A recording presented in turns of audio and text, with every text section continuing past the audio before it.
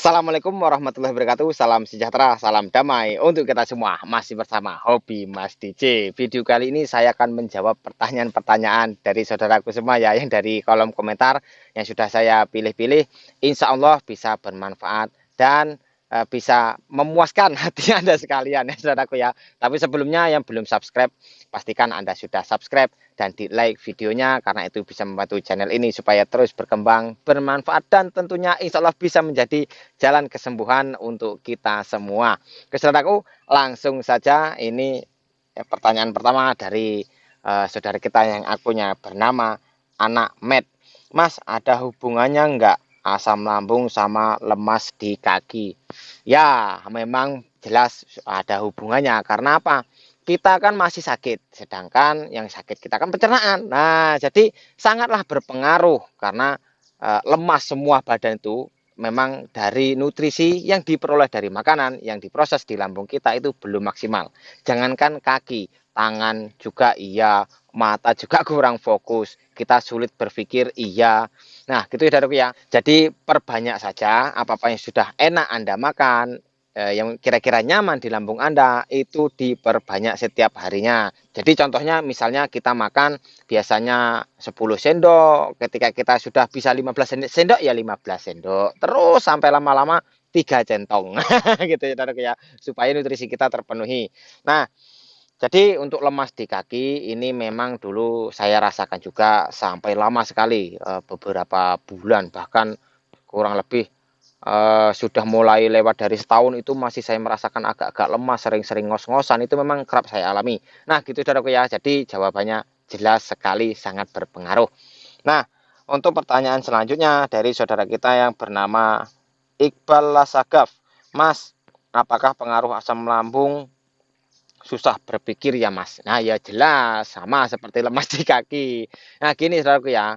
Karena kita para penderita asam lambung ini cenderung itu susah fokus, untuk berpikir itu sulit fokus, bukannya sulit berpikir. Karena bukan sulit berpikir sih, kita kan setiap hari memang berpikir terus, entah apa yang kita pikirkan nggak jelas. Nah, ketika orang normal, apa yang dia pikirkan itu memang perlu dia pikirkan. Sedangkan kita memikirkan yang tidak nyata, apa-apa yang aneh, yang kira-kira tidak masuk akal itu banyak kita pikirkan. Oh, takut mati, alah lemes, ini sampai kapan sih, kok nggak sembuh-sembuh sih, kok sudah berbulan-bulan bahkan bertahun-tahun kok begini-begini saja, ini bagaimana. Biasanya kan seperti itu, ngos-ngosan sedikit, aduh, wah, mau putusin napas ini, aduh, oh, mau mati.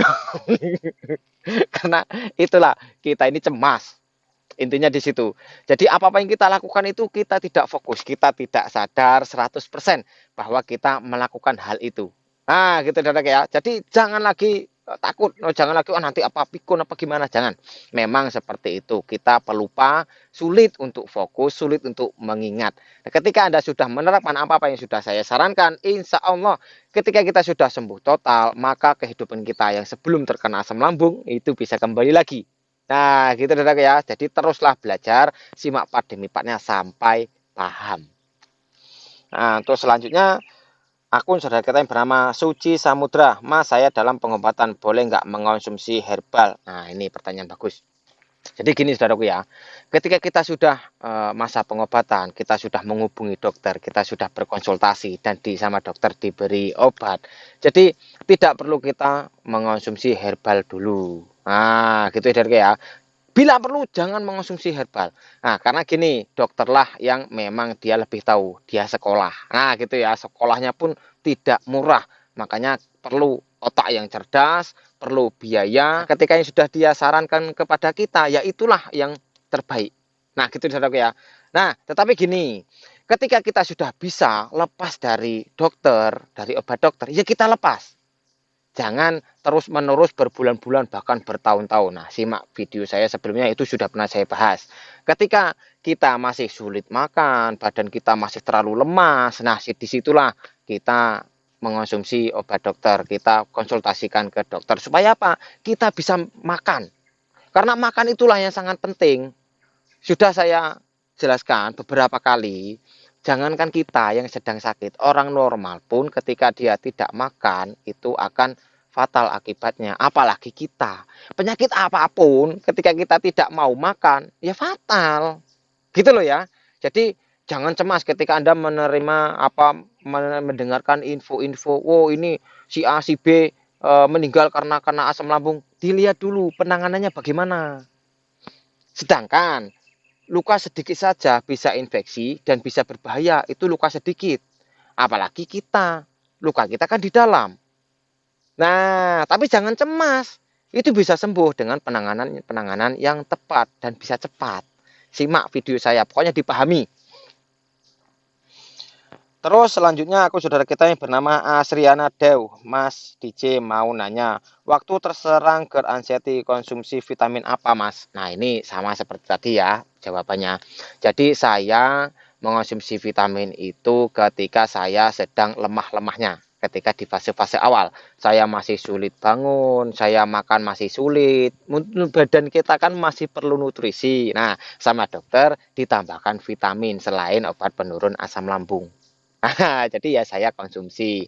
Ketika saya sudah mulai enak makan, makan sudah mulai banyak, ya saya tinggalkan. Untuk apalagi vitamin bisa kita dapat dari makanan yang kita makan, karena itu yang lebih bagus. Nah, gitu prinsipnya. Tetapi bagi saudaraku yang masih memang lemas betul, nggak bisa ngapa-ngapain, makan masih sulit, ya diminum vitamin. Apa yang dikasih dokter diminum nggak apa-apa. Gitu loh ya. Jadi jangan terlalu berpatokan harus minum vitamin. Oh, tapi juga jangan terlalu berpatokan, oh takut minum vitamin. Jangan. Kita lihat kondisi kita masing-masing. Nah, itulah perlunya Anda memahami video-video saya. Terus selanjutnya akun dari saudara kita yang bernama Love Myself. Bang, kalau udah menerapkan aktivitas sore, udah sejam kepanasan, mondar-mandir, nyiram bunga, nyapu, tetap aja nggak bisa keringetan, Bang. Cuma ada sedikit di leher, jadinya nggak berani mandi. Apakah kita harus keringetan? Soalnya saya orangnya nggak pernah mandi. Saya orangnya nggak begitu keringetan. Oh, saya kira nggak pernah mandi. Bau dong. Jadi gini, masalah keringetan ini sepengetahuan saya memang genetik, ya. Jadi kita perhatikan saja. Banyak orang normal di sekitar kita, dia nggak usah bekerja, makan saja, keringetnya itu segede jagung-jagung itu biasanya banyak. Itu beberapa dari sahabat saya memang banyak yang seperti itu. Jadi ya, masalah keringat itu genetik. Yang penting Anda rutin jalan sorenya, berjemur, ketika masih terkena matahari itulah memang waktunya kita segeralah kita keluar rumah. Nanti lama-kelamaan itu akan menjadi hobi. Nanti Anda akan melihat, oh cuaca cerah, oh ini nanya jalan sore ini. Karena memang jalan sore itu kan bisa jadi alasan. Nah, video saya sebelumnya, kita bisa enak makan, kita bisa enak minum, ya kita bisa menghangatkan tubuh sambil berjemur, berjalan. Nah, nanti lama-lama ketika Anda sudah mulai senang, insya Allah itu bisa menjadi hobi. Dan ketika itu sudah menjadi hobi, Anda bisa rutin, mudah-mudahan apa yang saya rasakan, apa yang saya alami sekarang bisa sembuh total, Anda pun bisa. Gitu. Jadi tetap semangat. Nah, terus masalah mandi, ya mandi. Ketika kita jalan sore itu sebelum mandi, setelah jalan sore ya mandi. Yang penting keringat kita sudah mengering dulu, terus kita menyiapkan air hangat. Ya, setelah airnya siap, kita mandi pakai air hangat. Kan sudah pernah saya bahas di video-video saya sebelumnya. Setiap kita mandi, mau pagi, mau sore, pakai air hangat. Nah gitu ya, jadi jangan sampai badan kita terkena dingin. Ketika Anda jalan sore pun, ketika merasa dingin, pakai jaket. Simak di part 32 dan part 44. Nah, pahami, dilanjutkan video-video yang lain. Walaupun yang tanya jawab kira-kira nggak penting untuk Anda, simak saja. Karena mungkin belum sekarang Anda mengalami itu. Nah, ketika Anda mengalami itu, tetapi Anda sudah tahu, Anda akan lebih tenang. Nah, sedia payung sebelum hujan lah bahasanya. Terus akun saudara kita selanjutnya yang bernama Ladina Wafik. Mas, saya kadangan kalau jaga makan sayur buah yang rebus-rebusan, suka tetap sesak dada. Ya kadang kembung. Kalau panik bisa ganjel sesak sampai tenggorokan. Nah, ini jadi jangan takut sama makanan.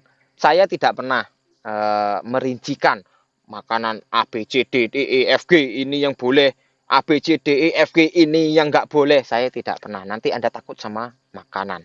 Jadi ini tetaplah makan. Sedangkan gini saudaraku ya, saudara kita ini makan yang direbus saja dia masih sesak, apalagi yang digoreng tambah itu gitu loh. Jadi yang direbus itulah yang memang sangat saya rekomendasikan karena itu yang memang nyaman di lambung. Simak di part 36. Sesuaikan dengan kondisi Anda masing-masing. Setidak nyaman-nyamannya makanan yang direbus, lebih tidak nyaman lagi makanan yang digoreng. Nah, paham ya? Jadi makanlah ketika Anda sudah makan masih sesak, masih mual-mual, masih mau sering sendawa terus ya nggak apa-apa, makan saja. Karena memang itulah sensasinya asam lambung, ya sendawa, ya sesak, ya tidak plong, ya keliyeng-keliyeng, kunang-kunang, ingin pingsan, takut mati. Memang seperti itu. Jadi tidak masalah ketika Anda sudah menyimak video saya, insya Allah Anda akan tahu apa yang Anda lakukan. Nah, pahami tapi ya, ketika Anda sudah paham, saya terkena yang bagian begini, saya terkena yang bagian begini. Oh, kata Mas DJ, saya melakukan ini. Gitu loh maksudnya. Sesuaikan dengan kondisi Anda masing-masing. Terus, akun selanjutnya yang bernama Zaki Irfan Bahri. Masya Allah, Mas, nuansa lingkungannya bagus banget. Itu yang saya ingin. Tapi mau gimana lagi, saya ditakdirkan hidup di lingkungan padat perumahan. Keinginan saya ingin kayak di lapangan, nemenin orang main bola, main layang-layang, tapi selalu malu. Saya cadaran, jalan di pinggir jalan saja banyak yang ngelihat. Aneh, ada wanita cadaran keluyuran padahal orang sakit. Hehe. Saya nyoba jalan-jalan dah hampir 2 minggu, tapi masih susah tidur mas, anxiety masih tinggi. Lanjutkan saja, yang sakit itu kan kita, bukan orang. Jadi jangan menghiraukan kata orang. Saya pribadi dari dulu memang saya walaupun dari sebelum terkena asam lambung, saya tidak pernah menghiraukan omongan orang. Yang penting saya tahu apa yang saya lakukan, hal itu positif, ya saya lakukan. Saya tidak memperdulikan omongan orang. Mau dilihat orang, mau dipelotot-pelototin orang, ya terserah. Wong saya yang butuh jalan, saya yang butuh keringat, saya yang butuh sehat kok. Gitu loh. Ketika Anda misalnya yang dagang cari uang, gengsi, malu dagang ini. Untuk apa? Kan kita yang butuh makan, bukan orang. Nah, gitu loh ya. Jadi mau Anda bercadar, mau Anda berkerudung, mau Anda hanya pakai baju, jalannya jalan saja, yang penting pakai celana. Itu aku ya. Guyon supaya nanti tidak tegang, ini bercanda. Jadi yang penting kita rutin jalan sorenya. Ya sudah saya bilang, jangankan kita pakai cadar masih dingin, pakai jaket, pakai topi, nggak apa-apa. Karena masih dingin. Kita bisa menjaga suhu badan kita supaya kita tidak drop. Kalau kita terkena dingin kan sensasi kita bertambah. Nah, gitu ya, Dadok ya. Jadi rutinkan saja, bawa air minum, bawa bekal, nggak apa-apa. Mau pakai cadar juga, mau makan di pinggir jalan, ya nggak apa-apa. Karena kan enaknya makan di pinggir jalan. Mau enak makan di belakang rumah, ya nggak apa-apa. Yang penting Anda semangat makan. Gitu loh. Lanjutkan saja, jangan malu. Terus akun saudara kita yang bernama Ade Octavia. Assalamualaikum Mas DJ. Waalaikumsalam. Kenapa perut saya kok sering berkedut? Apa itu normal? Orang terkena GERD. Jadi ini pernah saya bahas sebetulnya saudaraku ya. Masalah kedutan ini memang kerap dan memang umum dialami oleh para penderita asam lambung. Nah, yang membuat cemas itu apa? Ketika kita browsing kedutan. Oh, ini menurut primbon ini, alamat ini. Terus kedutan, menurut kesehatan ini bertanda penyakit ini. Wah, tambah cemas kita. Padahal memang orang terkena asam lambung itu sudah saya bahas ya. Kita itu sering kedutan, telinga berdengung, sering berkunang-kunang. Pokoknya banyaklah sensasinya dan itu tidak masalah. Nanti ketika Anda sudah rutin jalan sorenya, Anda sudah mulai segar, makan sudah mulai banyak, ya disitulah nanti akan mereda dengan sendirinya. Kedutan itu akan mulai jarang. Saya dulu sering di mata, saya sering kedutan, di bibir, di mata kiri. Wah ini kalau browsing, wah ini alamat akan bersedih harus di mata kiri. Hampir tiap hari berkedip, berkedut-kedut tiap hari. Alamat mau sedih, aduh pusing saya malahan. Saya hentikan browsing-browsing. Terus di perut, di paha, di kaki, sering sekali kedutan. Jadi jawabannya ya sering kedutan, jangan cemas. Terus selanjutnya akun saudara kita yang bernama Nabila Kaira. Assalamualaikum Mas DJ. Waalaikumsalam. Semoga selalu dalam keadaan sehat walafiat. Amin. Ya Allah. Mas, kalau jalan-jalan sore masih merasakan ulu hatinya masih sakit, apa memang begitu, Mas? Apalagi dibawa kerja. Nah, untuk masalah jalan sore yang mempunyai masih banyak sensasi, semampunya, kan sudah saya bahas di part 32 dan part 44 ketika Anda tidak bisa jalan sore itu di part 44. Yang ketika Anda ingin berjalan sore, simak dulu part 32. Nah, di situ sudah saya jelaskan, disesuaikan dengan kondisi kita masing-masing. Mau ngos-ngosan, mau ulu hati perih, mau berkunang-kunang, mau ingin-ingin pingsan, ya memang seperti itu sensasinya. Karena apa? Sebelum-sebelumnya kan kita tidak pernah bergerak. Dan ketika kita bergerak pun karena nutrisi di badan kita juga masih kurang. Nah, energi kita masih kurang, wajar ketika banyak sensasi yang kita rasakan ketika kita berjalan sore. Nah, tetapi jangan dipaksa ya, semampunya. Ketika Anda bisanya 10 menit ya 10 menit. Yang penting rutin. Nanti ketika Anda sudah bisa setengah jam atau sampai sejam, tidak masalah, malah lebih bagus. Dan ketika sudah mulai enak ngapa-ngapain, tetapi kadang-kadang masih kembung, dada masih kadang-kadang nyeri, tetapi aktivitas sudah mulai bisa normal, ya normalkan. Lakukan apa hobi Anda ketika sore itu. Nah, gitu ya. Terus selanjutnya akun saudara kita yang bernama Zie. Bang, kalau ketemu orang suka tiba-tiba badan gemetar, kena kecemasan, tiba-tiba sesak nafas, gimana solusinya agar bisa bersosialisasi lagi? Nah, apa yang Anda takutkan ketemu orang? Misal, Anda jalan, ngelihat orang takut, padahal orang itu nggak ngapa-ngapain. Misal tukang gorengan, Anda melihat tukang gorengan takut, datangi, dekati, liatin. Apa yang ditakutkan? Orang nggak ngapa-ngapain kok takut, gemetar. Diliatin orang kok takut, ya ngapain? Orang kan cuma ngeliatin. Nah, orang nggak niat jahat, belum tentu. Siapa tahu dia mau bertanya, oh kayak kenal, kayak kawan saya, kayak bukan. Anda takut, ngapain takut? Gitu loh ya. Berpikir secara logika loh, jangan cemas. Maksud saya seperti itu. Jadi ketika Anda terlalu manja, ketika berjalan sore, ada sensasi sedikit, besok lagi Anda tidak ingin jalan sore lagi. Terus besoknya lagi mau jalan sore lagi, entah ketemu apa lagi, takut lagi. Ya kapan Anda jalan sorenya? Kapan sembuhnya? Nah, paham ya? Nggak usah takut. Ngapain takut? Santai saja. Memang seperti sensasinya. Bahkan ada juga kemarin saya eh, membaca ada yang melihat gedung-gedung tinggi takut. Apanya yang ditakutin? Gempa lo enggak. Kok takut sama gedung? Aneh ya. Gitulah memang kita para penderita asam lambung unik. Saya kalau ini diketahui orang normal, wah ngakak ini saudaraku. Nah gitu ya, jadi mudah-mudahan bermanfaat. Yang penting Anda jangan takut untuk keluar sore. Ketika Anda ingin bersosialisasi dengan teman, ya bersosialisasi saja. Kita ngobrol, tanya dari mana, sekarang kerja apa, gitu saja nggak apa-apa. Ketika Anda tahu, oh dia taunya dia menjawab, dia juga ramah, ngapain takut? Nah, tetapi gini, ketika kita jalan sore ya, ketika masih jalan, terus ngos-ngosan, entah apa, tidak ada sebab yang terlalu terasa, tahu-tahu sesak nafas, tahu-tahu ngos-ngosan, seperti panik attack, langsung sendawakan. Nah, ketika Anda itu mengalami namanya sesak-sesak, langsung dicek di perut. Biasanya buk buk buk buk buk buk, wah perutnya tuh bung bung, wah kembung. Itu sendawakan. Ketika sudah mulai bisa sendawa sekali atau dua kali, cemas itu hilang kok. Coba saja kalau percaya. Misalnya Anda yang sudah mulai enak beraktivitas, entah membawa barang apa, oh berat sekali seperti keleng-keleng, oh kayak mau pingsan, sendawakan. Terus sendawakan. Ketika Anda sudah plong, sendawa sudah habis, normal. Ya, coba saja kalau percaya. Nah, gini saja ya. Mudah-mudahan bisa dipahami.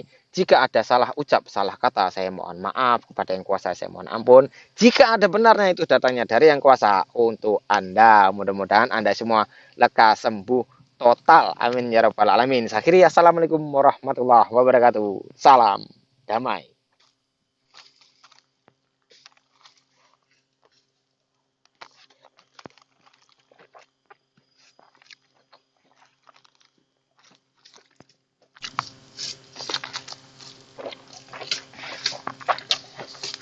Yang penting makan.